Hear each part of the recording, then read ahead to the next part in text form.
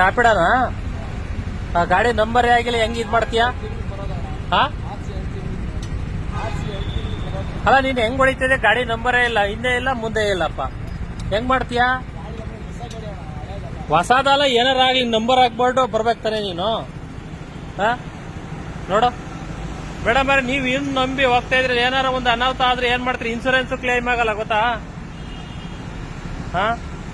ಇದು ಅನಧಿಕೃತ ಮಾಡ್ತಾ ಇರೋದು ಇದು. ಇಲ್ಲ ಇಲ್ಲ ಇವನ್ ಮಾಡ್ತಾ ಇರೋದು, ಇಲ್ಲ ಇವನ್ ಮಾಡ್ತಾ ಇರೋದು. ನೀವು ಹೋಗ್ತಾ ಇರೋದೇ ತಪ್ಪು ಗೊತ್ತಾ? ಅಲ್ಲ ನಿಮ್ದು ಮಾಡ್ತಾ ಇಲ್ಲ, ನಿಮ್ದು ಇರ್ಲಿ ಹೋಗ್ಲಿ. ನೋಡಿ ಯಾವ್ದಿನ ಓಲಾನಾ? ಅಲ್ಲ ನಿನಗೆ ಒಂದ್ ಸ್ವಲ್ಪ ಮನಸ್ಸಾಕ್ಷಿ ಬೇಡ? ಇನ್ಸೂರೆನ್ಸ್ ಏನಾದ್ರು ಕ್ಲೈಮ್ ಆಗುತ್ತಾ ಅವ್ರಿಗೆ? ಅದೆಲ್ಲ ಒಂದ್ ಸ್ವಲ್ಪ ಮನವರಿಕೆ ಇದೆಯಾ ನಿಮ್ಗೆ? ಮತ್ತೆ ಅದು ಹೆಂಗ್ ಬಂದಿದ್ಯಾ ಡ್ಯೂಟಿ ಮಾಡಕ್ ನೀನು? ಹೊಸ ಗಾಡಿಯಲ್ಲಿ ಏನಾಗ್ಲಿ ನಂಬರ್ ತಗೊಂಡಾದ್ಮೇಲೆ ರೋಡಿಗೆ ಇಳಿಸ್ಬೇಕು ತಾನೆ. ಈಗ ಏನಾರು ಏನಾರು ಒಂದು ಆಕ್ಸಿಡೆಂಟ್ ಆಗ್ಲಿ ಮತ್ತೊಂದಾಗ್ಲಿ ಕ್ಲೈಮ್ ಆಗಲ್ಲ ಗೊತ್ತಾ? ಅದೇನಾರು ಒಂದ್ ಸ್ವಲ್ಪ ಜ್ಞಾನ ಇದೆಯಾ ನಿನ್ಗೆ?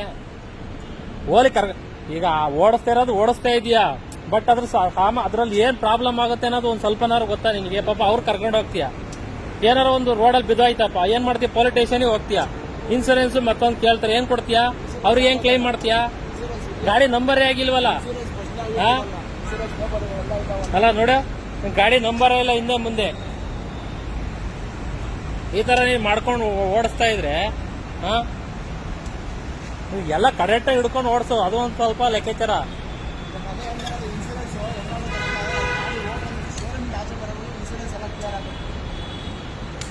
ಏನಪ್ಪ ನಿಮ್ ಮನಸ್ಥಿತಿಗಳು ನೋಡಿ.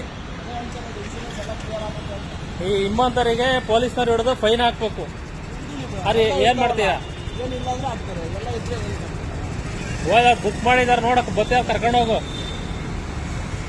ಸ್ನೇಹಿತರ ನೋಡಿ, ಈ ತರ ರ್ಯಾಪಿಡ್ ಬೈಕ್ಗಳಿಗೆ ಗಾಡಿ ನಂಬರೇ ಆಗಿಲ್ಲ ಮತ್ತೊಂದಾಗಿಲ್ಲ, ಬುಕ್ ಮಾಡೋ ಅಂತವ್ರು ಅವ್ರಿಗೆ ಏನ್ ಹೇಳ್ಬೇಕು ಅಂತಲೇ ಗೊತ್ತಿಲ್ಲ.